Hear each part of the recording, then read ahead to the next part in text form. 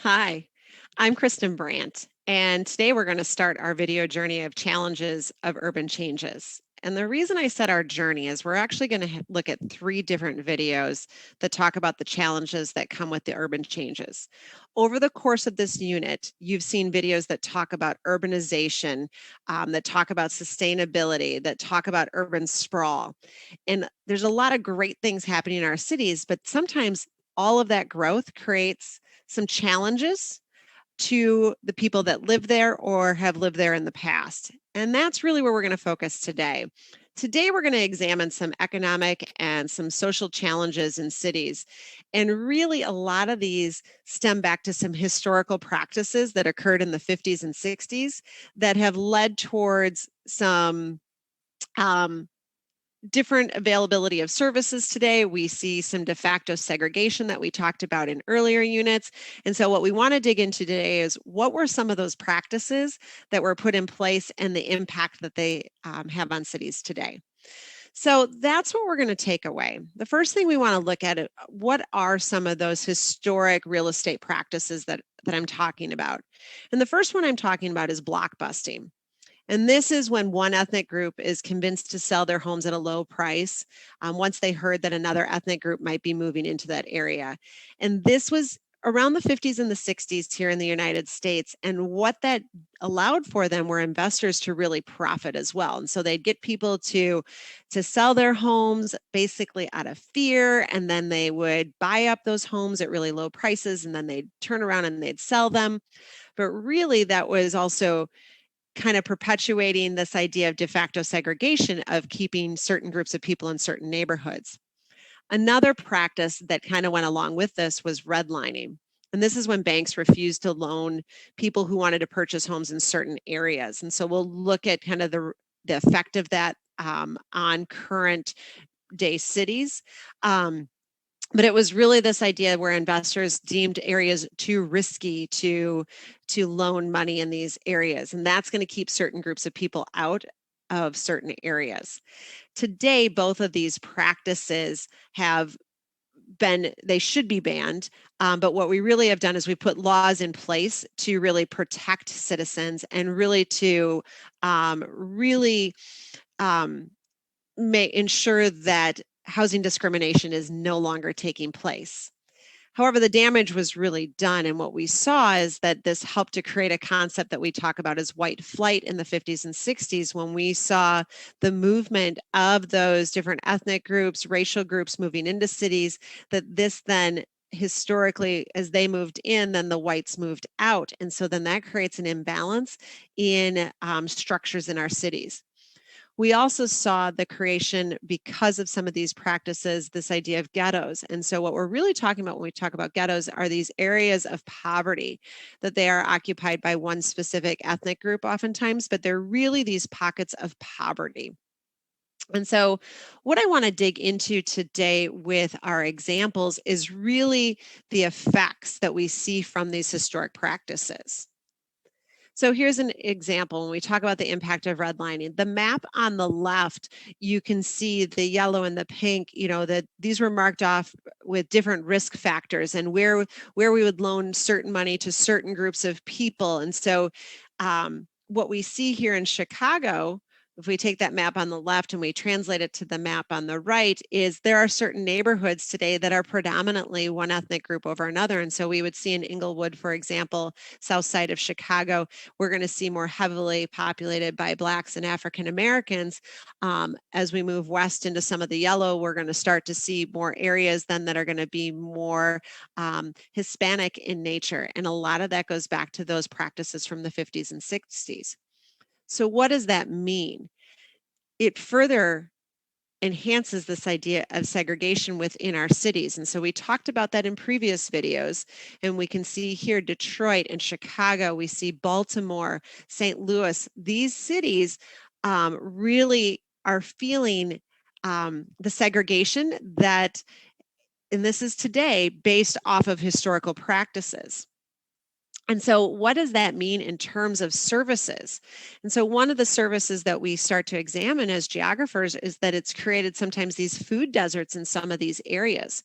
And so, a food desert, remember, is an area that in which people don't have access to healthy food. And part is healthy food's expensive. If you go back to your agriculture unit, we talk about that. And what we talk about is the importance of obviously the balanced diet, but being able to afford those types of foods. And so what we find in a lot of these segregated areas is that we don't find the food deserts. And what we also find, or we do find the food deserts, sorry, and what we don't find are the healthy food options. So we find more fast food restaurants as well. Another resource, access to services we see is really police and crime connected to these areas. Take a look at this and you can draw your own conclusions, but look at St. Louis, Detroit, Baltimore. Um, a lot of these cities that are on this list here, where we take a look at violent crimes, are also on that list for highly segregated cities. And a lot of that has to do with cases where we see more poverty. Well, if we see that, we're also going to see that there tends to be an imbalance in resources with schools. They don't see the same tax revenue coming into these schools. We don't see the same graduation rates. We don't see the same resources within those schools that we're going to find in some of those suburban counterparts. And so I encourage you to go back and look at some of those videos where we really dove into that a little more deeply. But the idea here is that we're continuing with those historic practices to perpetuate some of these same problems. And last but not least, it's just this idea of affordability. And so with these historic practices, where are those affordable homes? And so how do we close that gap? How do we make things more affordable and we start to find ability for people to move into those areas? And a lot of that comes down to making sure we have those laws in place. And so looking at our housing policies that are going to make sure that people have the ability to move into neighborhoods um, that are going to provide better services for their families as well. So let's take a little bit closer look at how this might play out in a practice question. And so when we talk about ghettos in North American cities, what are the things that helped create it except? And so the except are these economic enterprise zones. But what we did see, ghettos definitely, blockbusting and racial steering played a role in that. Redlining played a role in creating those ghettos. And then that concentration of public housing, social services, and even these fixed school boundaries continue to perpetuate those ideas of segregation. And so we see that these are areas where ghettos have been created. What do I want you to take away? I want you to make sure you look at some of those terms again: blockbusting, redlining, white flight, ghetto, but it's those historic practices and how they impacted even cities today. And so we do see increased segregation in a lot of those cities, decreased access to resources such as healthy food, um, quality schools, affordable housing, and then we also see modern day effects in the looking at discrimination in housing laws that have been established because of those historic practices. I want to thank you for joining me today as we looked at video. Hi, I'm Kristen Brandt, and today we're going to continue our discussion of challenges of urban changes. This is video 2 in a series of 3. If you join me for video 1, we looked at some historic practices and how they help shape our modern cities. Today, we want to take a look at urban renewal and specifically gentrification and how that helped shape our cities and how they have some positive and negative consequences for those communities. So let's dive right in. First, we need to make sure we have a common definition of gentrification. So we're talking about the renewal or the rebuilding of a lower income neighbor into a middle or upper class area. And as you can imagine, that this can have some positive impacts, but also can have some negative consequences as well. So why might people want to do this? So the first is there's some investment opportunity. I mean, if we're in a lower income neighborhood, but maybe a desirable location, if people want to build something here or renovate something, the land is probably a little bit cheaper and so probably a nice return for profit. Also, this idea of enhancing or capitalizing on some architectural aesthetic value. A lot of the areas that we're talking about probably were older, more traditional areas. And so how do we kind of capitalize on that or reinvigorate it? A lot of times, I said earlier, it's about the location. So the connection to the cultural centers or the proximity to transportation line. And so this idea of how do we make sure that we're capitalizing on those areas? And then finally, it's really this connection to our growth poles. And growth poles is just a fancy word of saying our urban growth centers, a concentration of high value of resources, economic development. It's our magnet that attracts people. Go back to that gravity model, right? And so trying to really capitalize on those areas. And so the positive is this sounds really great, right? That people are going to make some money. We're going to enhance the architectural value. We're going to build up areas with great locations. The problem is for the people that were living there is oftentimes they get priced out of those areas. So let's dig into it a little bit more. So areas that commonly were industrial based, as some of that has moved out to the suburbs or our edge cities, or think about the galactic model that you've learned about. What we see in sometimes these urban centers are these empty warehouses now. And it's kind of become trendy to take a warehouse and turn it into a cool loft. So we've got these empty areas that we're saying, okay, let's repurpose and reimagine what it's going to look like. As you can imagine, though, for an investor, they can probably turn a nice profit, but the people who are living in that area probably are not going to be able to afford that. So sometimes it's an idea of making some neighborhood improvements. And so if you see the image on your right here, and then later we are improving it, we're fixing up, we're adding in the windows, we're cleaning up the area around it. And so again, it's probably in an area where we're talking about connectivity to transportation. It's starting to turn over as a phrase that you'll hear quite a bit. The positive is it is cleaning it up, it's making these spaces usable. The hard part is that usable for whom? In other words, does everybody able to afford that area?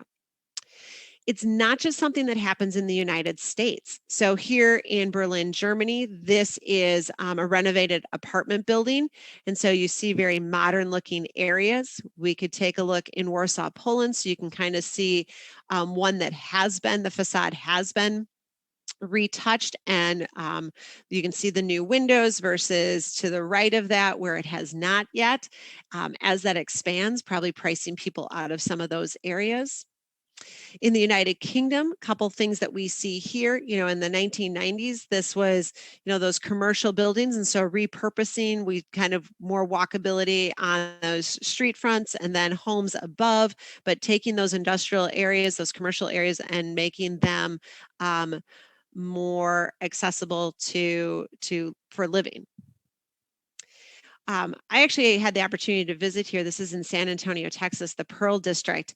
And this is kind of cool where it's not just about where people are living, it's creating kind of this destination area. And so this district here where we see some really trendy condos, we see some new restaurants, you see shops, businesses, and it really makes it this destination in an area that had been kind of maybe neglected or not as developed.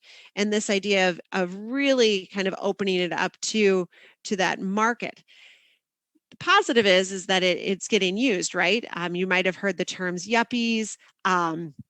In these trendy areas, it's a lot of, I would say we see a younger generation kind of moving into those areas and then pushing maybe some of those other groups out.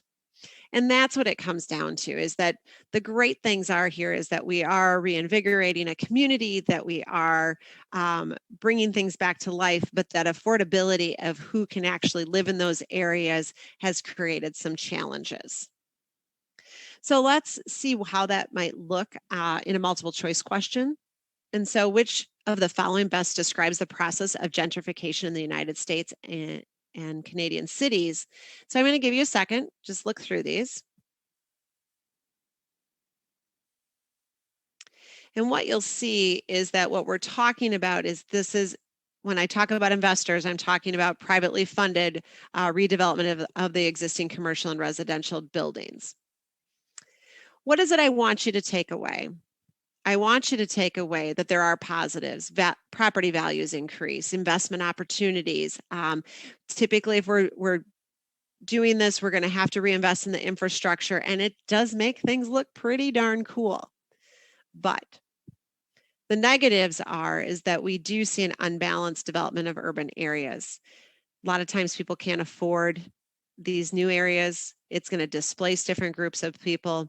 And that idea of the property taxes as they go up, it's going to push people out as well. And so I encourage you to look into gentrification, maybe in an area near you, to see kind of its impact, both positive and negatives.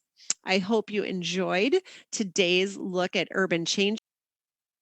Hi, I'm Kristen Brandt, and today we're going to be looking at challenges of urban changes. This is the third video in this section. We've really been focusing on kind of what's happened in the past and modern day movement in really our core countries. Today, this video is going to focus more on our periphery and semi-periphery. And so what we want to take a look at is this idea of squatter settlements and how conflicts over land tenure have really increased over time. So what are we going to learn? We're going to talk about squatter settlements. So we're talking about that residential area that's developed without legal claims to the land.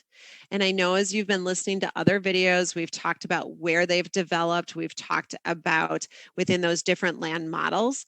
But really what we want to talk about is that rapid urbanization. As we see around the world, as we're watching more and more people move to our cities, a lot of times it just cannot keep up. But that's where the jobs are. And so there's this demand for affordable housing. There is just too many people coming at one time, and it's really difficult to enforce the land use policies at that time. What we see is that oftentimes these develop on the edge of a city, any vacant or undesirable land, and really anytime that land title is unclear, it kind of opens the door for opportunity for people to move in. The whole idea of squatter, it is intended to be temporary, that they don't have the legal claims to that land. But what we've seen over time is that they become way more permanent than ever intended. So let's look at some specific examples from around the globe. As we look at these examples, I'm going to introduce some different names for these settlements. I'm not testing you on the names. I just am exposing you to some other information. So for example, in Rio de Janeiro in Brazil, favelas. These have been in a couple of my other videos where we look at these settlements as they're moving up the mountainside. As you're looking at this, you're probably saying, these look pretty permanent to me, Mrs. Brandt. I mean, look at the windows, the resources. We've got some areas where they're catching water and storing water. But remember, they're typically without legal claims. So just because they look permanent doesn't mean that they are there legally. We also see this occurring in Venezuela, barrios or ranchos. Look at the same thing where we're kind of up into the mountainside. And so those landscape preferences, this can put some pressure on that land and really start to degrade the soil as well. And so kind of how they're building these homes, if they're not following codes, oftentimes can create some potential problems for future generations. In the Philippines, a barong-barong, their squatter settlements. Here you see this one developed along a river, and you take a look at then what services and the challenges for those cities in the background to how to provide. In this case, it looks like we've got some issues with garbage. We've got issues probably with clean water. You can see probably some electrical issues too as we're hanging clothes to dry. And so that idea of cleanliness makes it really difficult. How do you keep up with that rapid growth? It's not just in periphery. Sometimes we see some semi-periphery here in Turkey. And when we look at Turkey, one of the things, I'm not going to lie, I had to look up the pronunciation. So Ajasi Kandu. What we see in Turkey here is that a lot of times that people move into these abandoned homes, they pop up overnight, any of these abandoned spaces, and it's really this immigrant pressure that is placed on Turkey, and I'm sure from other units we talked about huge influx of migrants, but refugees as well. And so the demands for housing in Turkey has become really a huge challenge for their government. And how to monitor all of it at the same time is also a challenge. Probably the most famous, though, is when we take a look at India, Mumbai. We're going to look at several different squatter settlements within India, Abastis. And so here we're talking about the strain on services, right? Sewer, garbage. In particular, we take a look at water. And so we're still in India. Here you can see kind of lined up, and they're filling the barrels here to take to those areas.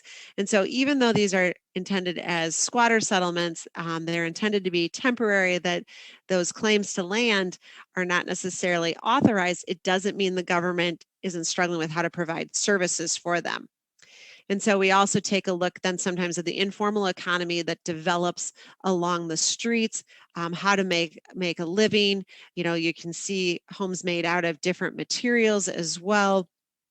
And we even see this in Kenya. I mean, again, same thing, but we can see here kids waiting to go to school. And so the pressures that this places on services gets really challenging. It also gets challenging as the urban core starts to grow and there are people living on these lands. Who controls that? How do we remove people if they want to expand those urban centers? And how do you do that ethically? And that's part of this ongoing challenge that the governments have with the people that are living there. So when we talk about how that might look in a multiple choice questions, understanding that squatter settlements exist in cities of less developed countries because, I'll give you a second to read.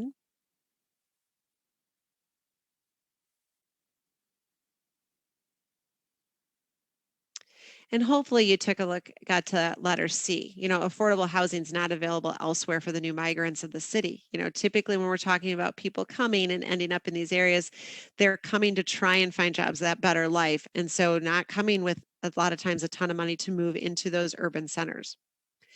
And so what was it I want you to take away? That there's a lot of challenges to squatter settlements, and we talk about political, okay? Who owns that land? Who's going to provide the infrastructure? We do tend to see some increased crime in the areas that we've seen from previous videos when we talk about areas with, I mean, think about it, areas of poverty, but also unclear titles of land, like who's monitoring those areas. We also know that the pressures that it placed on land, especially in areas where we're maybe building into the mountainside or onto the farmland, that's going to, the soil erosion is real. But because of improper infrastructure, we see an increase in pollution in those areas. And then ultimately the social aspect of challenge here, you know, and so just the sheer moving people to and from areas, and how do we provide education, medical care to the people that are living there. I really encourage you to find opportunities to learn more about these areas and the challenges that are presented. I've read many books. I've had students that have visited or have grown up in some of these areas, and so just the unique challenges are worth taking a little bit deeper dive into. I really hope you have enjoyed our journey through chapter